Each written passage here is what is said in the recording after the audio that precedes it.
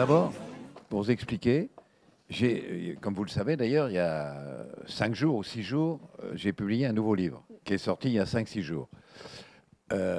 Et ce livre s'appelle Marine Le Pen vous dit merci. Alors, ce livre-là préparait le second. Enfin, sauf que j'aurais préféré que ça ne se passe pas. Mais d'une certaine manière, ce que je montre dans ce livre sur les médias, c'est que, il y a une dérive médiatique, du système médiatique. Et le système médiatique devient fou. Le système médiatique, en devenant fou, il rend la société folle et la France folle. En ce sens, d'ailleurs, ça n'intéresse pas que les gens des médias, ça intéresse tout le monde. Voilà, cette dérive du système médiatique rend le pays fou. Et cette façon de rendre le pays fou, la conséquence du fait que ça rend le pays fou, c'est ces 25-26% obtenus par Marine Le Pen aux élections européennes. C'est en ce sens que l'un est la conséquence de l'autre. Et donc l'analyse, c'est ça, c'est l'horreur médiatique, c'est cette espèce de dérive, cette folie dans laquelle est entré le système médiatique.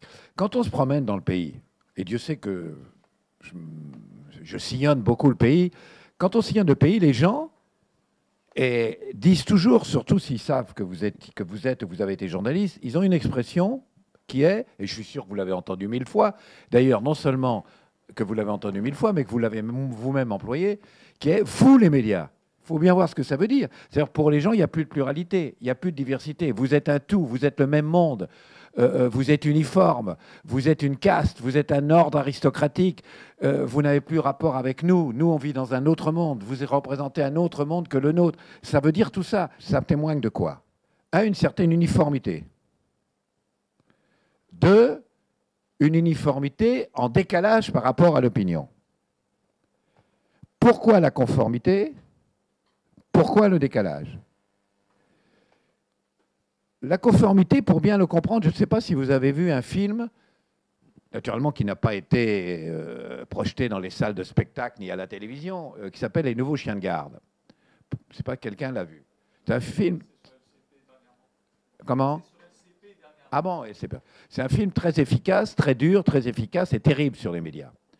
Moi, je pense que c'est un film qu'il faut voir parce qu'il réveille et il fait prendre conscience.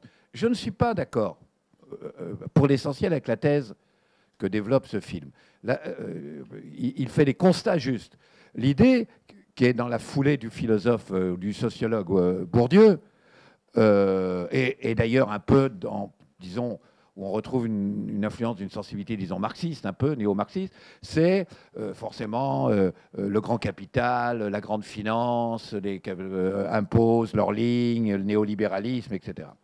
Je ne dis pas que c'est faux. Bien sûr, il y a les propriétaires d'un journal, il y a bon. Mais si c'était ça, ça serait classique, ça serait connu, ça n'aurait rien d'extraordinaire, tout le monde le sait. En fait, c'est plus complexe et beaucoup plus pervers. Les journalistes sont beaucoup plus... Et là, je vous parle, malheureusement, je ne suis pas un pigeon de l'année. Et donc, ça fait très longtemps, j'ai été très longtemps journaliste. Pour vous dire la vérité, j'ai commencé, je crois, dans l'année 59. Vous vous rendez compte, ça? 1959. Bien. Les journaux, les médias, les journalistes sont beaucoup plus libres et indépendants aujourd'hui qu'ils ne l'étaient hier. J'étais au Vietnam pour couvrir la guerre du Vietnam. Vous ne pouviez pas dire que l'Amérique, éventuellement, ne gagnerait pas. C'était impossible, on vous l'enlevait. Et pourtant, l'Express, c'était un journal emblématique. Bon, tout ça, c'est impossible aujourd'hui. En ce sens, c'est un progrès impossible. C'est-à-dire, un journal qui ne parlerait pas d'un scandale, par exemple, un journal de droite qui ne parlerait pas d'un scandale, qui éclabousse la droite, ou un journal de gauche qui éclabousse la gauche, c'est inconcevable. Donc oui, il y a un progrès énorme. Mais alors, où est le problème? Le problème, c'est qu'en toute indépendance, plus indépendant qu'hier, en toute liberté, plus de liberté qu'hier, les journalistes pensent tous pareil.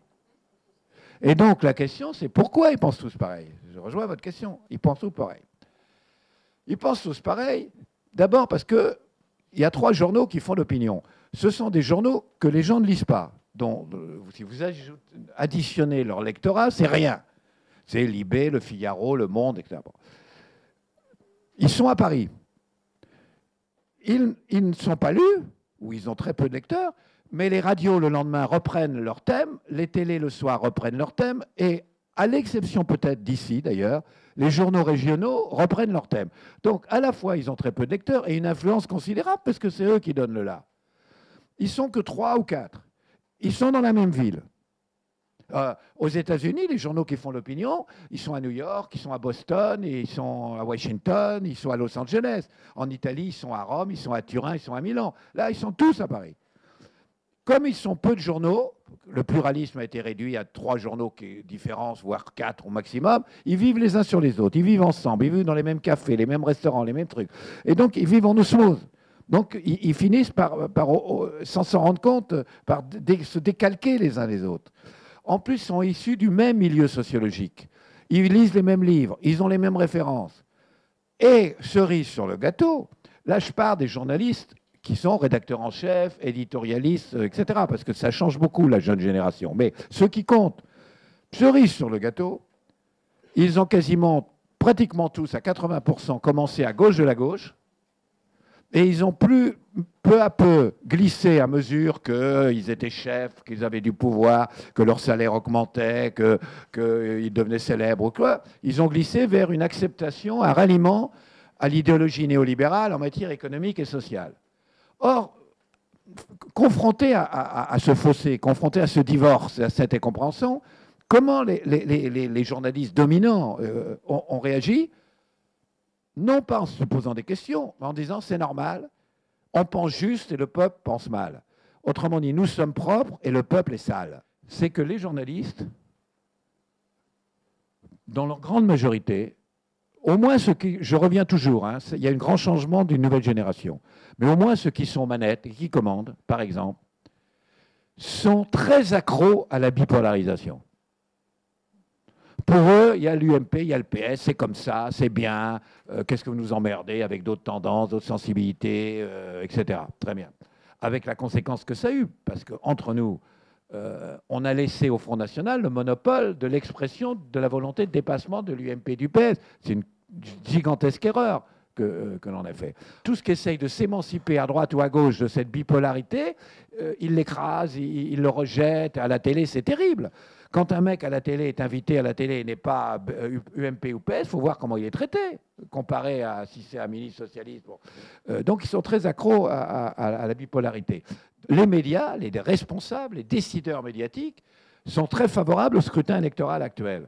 Ou plus exactement, sont très opposés quand on dit qu'il faudrait remettre en cause le mode de scrutin législatif, c'est-à-dire le mode de scrutin uninominal, à 2 tours, etc. Quand on a eu l'élection présidentielle, Marine Le Pen a quand même fait 18%, 18,5%. Très bien.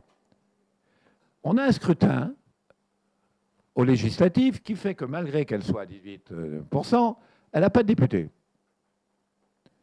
Et ils ont trouvé ça très bien. Je dirais même, quelquefois, ils ont dit heureusement qu'on a un système qui fait que même avec 18%, on n'a pas de député. Ouais, mais le même scrutin fait que si vous avez 22%, vous les avez tous, les députés. Car au-delà de 21%, ça rebascule. Et si vous avez demain un vote législatif avec le résultat des européennes, vous avez 450 à 500 élus de droite, dont 250 à 300 élus Front National. Et personne ne le dit. Personne ne le dit. Les journalistes ont tendance à se définir, ça c'est le bon côté, ça c'est un progrès pour le coup, mais à condition de le maîtriser. Ils se définissent, nous avons une fonction critique. Et le fait qu'ils ont une fonction critique fait qu'en effet, ils osent dire des choses qu'ils ne disaient pas, ils osent faire une investigation qu'ils n'auraient pas fait avant, ils osent révéler des choses qu'ils n'auraient pas révélées. Là, c'est un vrai progrès. Non. Mais en même temps, ils sont prisonniers de cette définition. Nous avons une fonction critique qui est qu'ils considèrent qu'ils n'ont pas à avoir de proposition. Dans les journaux que j'ai dirigés, alors j'étais le patron, donc je pouvais obtenir des choses, mais enfin, j'avais beaucoup de mal. À plusieurs reprises, j'ai dit, écoutez, il ne suffit pas de critiquer, on doit critiquer. Mais pourquoi on ne propose pas? Pourquoi on ne fait pas, comme faisait la presse dans le temps, pourquoi on ne propose pas nous-mêmes une sorte de programme en disant, voilà ce que nous... ils étaient contre. Je l'imposais parce que j'étais le patron, mais les journalistes étaient contre. Ce n'est pas notre boulot, on ne doit pas proposer. Nous, notre boulot, c'est la critique. Mais c'est facile aussi. Il faut être optimiste d'abord pour soi, par égoïsme, parce que ça fait un peu tenir de se battre. faut être optimiste parce qu'on doit à la société de continuer à se battre pour essayer d'apporter quelque chose. Et faut être optimiste parce que c'est une nécessité civique, mais il faut être optimiste aussi parce qu'on s'en sort toujours. Parce qu'on trouve toujours les moyens. Quand, comment, à quel prix. Mais on trouve toujours les moyens et la possibilité. Si j'avais 30 ans, et je le dis pour ceux qui ont des enfants de 30 ans ou qui ont 30 ans, j'aurais toutes les raisons d'être enthousiaste et mobilisé. Parce que nous sommes aujourd'hui dans une situation, comme ça arrive 2 fois par siècle, peut-être même moins souvent, où un système qui a mis l'État au centre de tout a fait complètement faillite sous toutes ses formes. Mais où vraiment l'État était l'espèce de minotaure qui dévorait la société et qui intégrait la société. Nous avons ensuite un système qui a mis l'argent au centre de tout. L'argent, lui aussi, qui a dévoré la société, qui s'est confondu avec la société, et dont on voit bien qu'il fait moralement faillite, qu'il fait rationnellement faillite. Autrement dit, refuser la centralité de l'État et la centralité de l'argent nous force absolument à penser, à imaginer une révolution qui recentralise l'humain. Si on n'est pas capable de le penser, de l'imaginer et de le réaliser, alors ceux qui vous proposeront de recentraliser Dieu, le sol, le sang ou la terre finiront par l'emporter. C'est eux ou nous.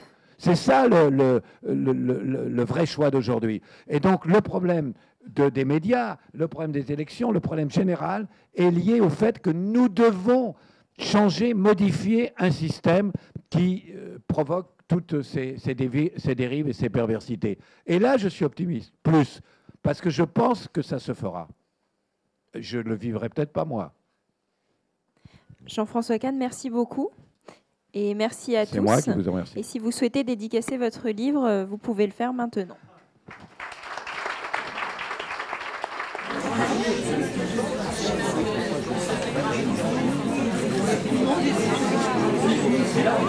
Oui.